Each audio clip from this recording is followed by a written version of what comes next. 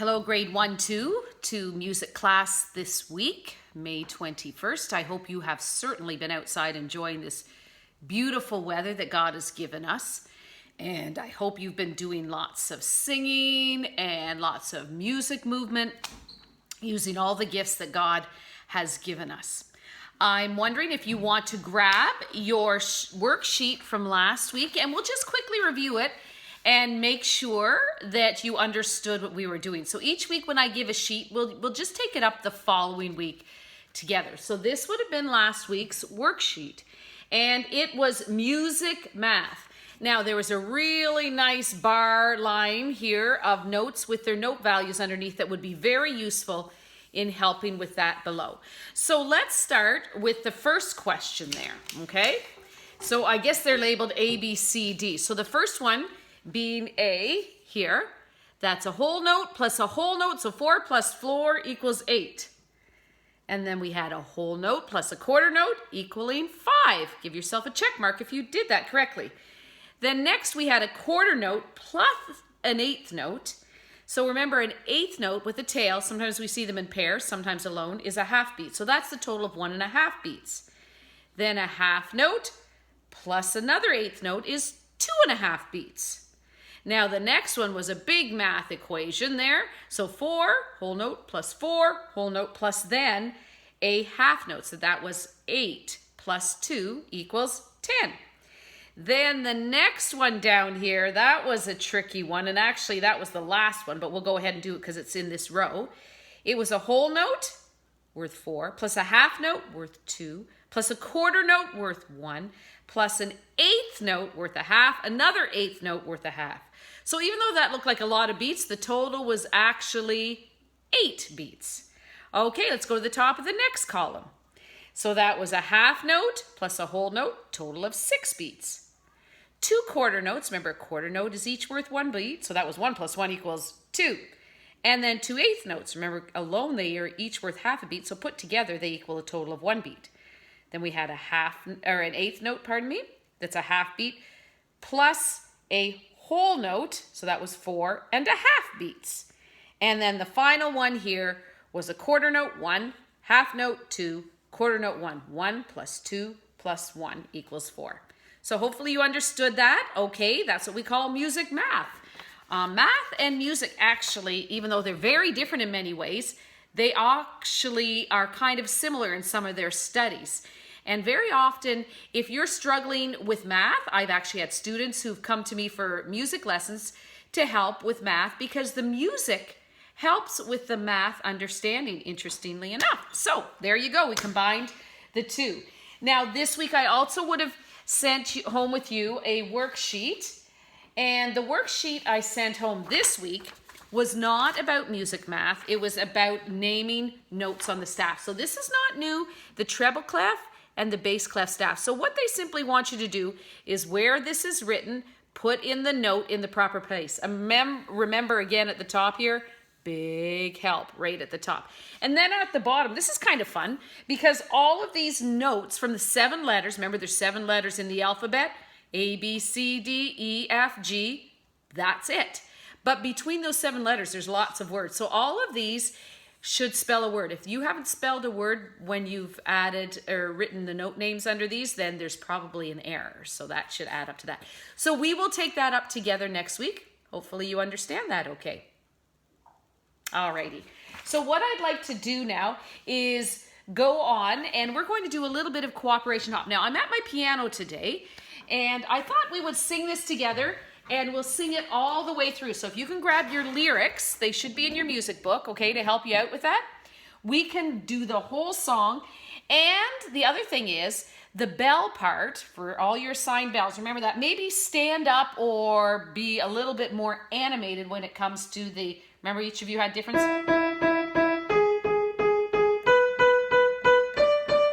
Remember you had those different parts in the bells, okay? All right, so I do not have a page turner here, so we'll do the best to get through this and sing along with me, okay?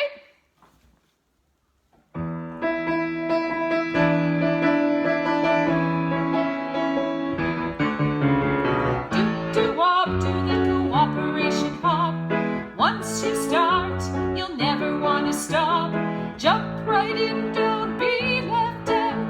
'Cause friends helping friends is what it's all about. Shooby-dooby-dooby-dooby-doo-wop. Do the co-cooperation hop. Let's put our heads together. Have a bunch of fun. Working as a team is better when there's lots to be done. Do-do-wop, do the cooperation hop. Once you start, you'll never want to stop. Jump right in, don't be left out. 'Cause friends helping friends is what it's all about. Shooby-dooby-dooby-dooby-dooby-doo-wop. Do the co-cooperation hop. We've got the wheels in motion. We're moving right along. Oh, what a winning notion. Hand in hand, nothing can go wrong. Do-do-wop, do the cooperation hop. Once you start, you'll never want to stop. Jump right in, don't be left out. 'Cause friends helping friends is what it's all about. Shooby-dooby-dooby-dooby-dooby-doo-wop. Do the co-cooperation hop. You do your part, I'll do mine. Cooperation feels so fine. Do-do-wop, do the cooperation hop. Once you start, you'll never want to stop. Jump right in, don't be left out. 'Cause friends helping friends is what it's all about. Shooby-dooby-dooby-dooby-dooby-doo-wop. Do the co-cooperation hop. Do the cooperation hop. Do the cooperation hop.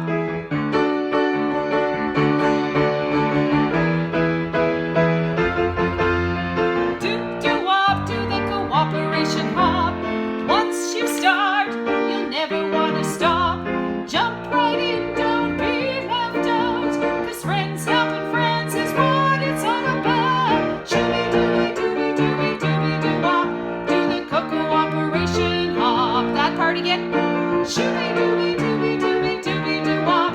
Do the co-cooperation hop. Once more. Shooby-dooby-dooby-dooby-dooby-doo-wop. Do the co-cooperation hop. Good job. And hopefully you remember there's just that slight variation in the melody there and just a slight hold on that. So good job singing along with that. We are going to have, or we will have performed that this week, but I guess we'll have to hold on to that, and maybe next week we'll start some brand new music. So, all right, so now it's time for you to go and get your rhythm instruments, and we're going to tell a little bit more of the story of Pilgrim's Progress. You will have your sheet here, okay? And hopefully you filled in all the proper rhythms there. Now today we're going to skip a few and we're going right to the Valley of Humiliation, okay? And that's a new rhythm. So I'm going to hold up my sheets here. We'll do a quick review. I'll show you Valley of Humiliation, okay? So remember we had the City of Destruction, and then we had Pilgrim, which could also be Christian. Remember his name was changed to Evangelist. And then we had Celestial City. Then you should also have filled out on your page there, Gate of Decision, and then Mr. Goodwill, Palace Beautiful. Remember, he has just left there. That's where our story is right now. And then today, we're going to add, and these are all eighth notes, Valley of Humiliation. So, Valley of Humiliation. That's how you would do that rhythm. So, if you don't have time right now, you can go back and refer to this, but it's a whole bunch of eighth notes, actually 4 pairs of eighth notes. Valley of Humiliation. So how the rhythm would be, I've been doing a lot of painting around the house with lots of paint sticks, is Valley of Humiliation. That would be the rhythm for that. So you can get your spoons, you can use whatever you like to help create that nice rhythm. So let's pick up where we left off with our dear friend Pilgrim, or now remember he's called Christian Pilgrim. And he has just left the Palace Beautiful. And remember, they gave him two very, very important instructions just before he left that he was to do all the way through his journey. Do you remember those two words? Watch and pray. And so it was very important. Now, you have to remember that he was very excited about this shiny uniform, and he could even see his reflection in the sword and in the shield, and he'd look and he was really excited. And he headed off. He said goodbye to his new friends from the Palace Beautiful and headed off. He was so excited to be wearing this, and he was going to now be well equipped to finish off his journey to the Celestial City, where he would meet the good king. Well, as he was walking along, his armor was quite heavy, and he was stopping and, fiddling with it a little bit, readjusting, wearing it, and he was looking around, and he began to hum, and every so often he'd stop and he'd look at himself in the sword again, the reflection, or the shield, and think how amazing he looked in all his fancy new armor. And he began walking downhill. But the odd thing about it was, as he was walking downhill, it felt like he was walking uphill. His armor became heavier, and he felt like he was working against gravity than rather with gravity going down. He was not able to figure it out, but he didn't give it too much thought, and he just kept looking around, and he got thinking about all the people he could tell about his journey and how great it was and how good he looked.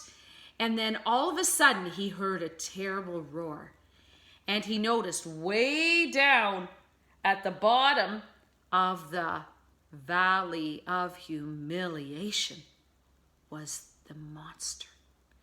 And the monster Apollyon had been waiting for him down there.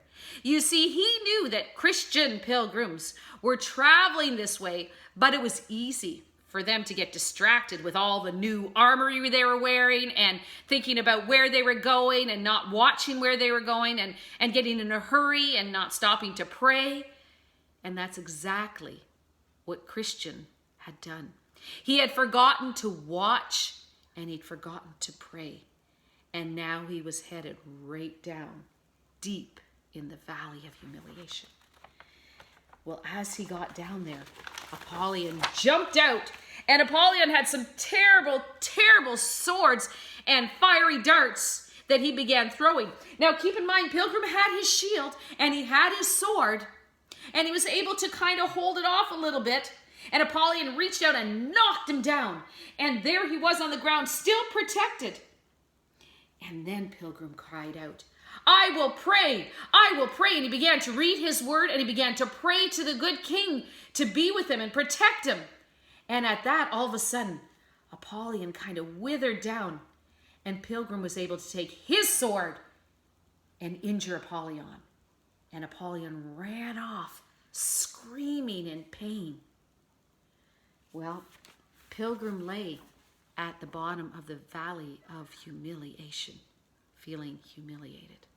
Humiliated is a word that describes how we feel when we're embarrassed, or we're ashamed, or we know that we didn't do what we should have done.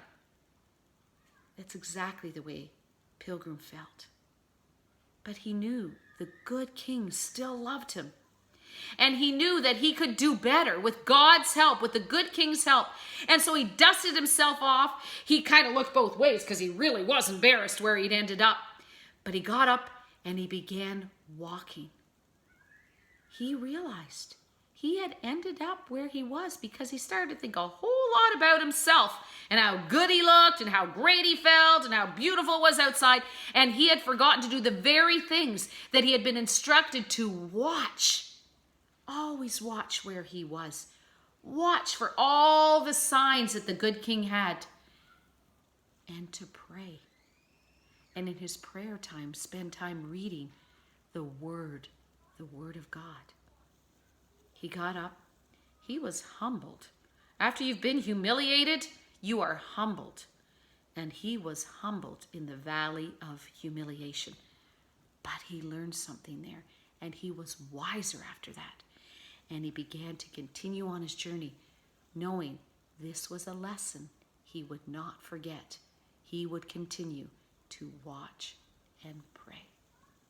All right, have some fun with those rhythms. Keep practicing them, finding new and interesting things to use, and we'll see you next week in our music class. Bye-bye, grade 1s and 2s.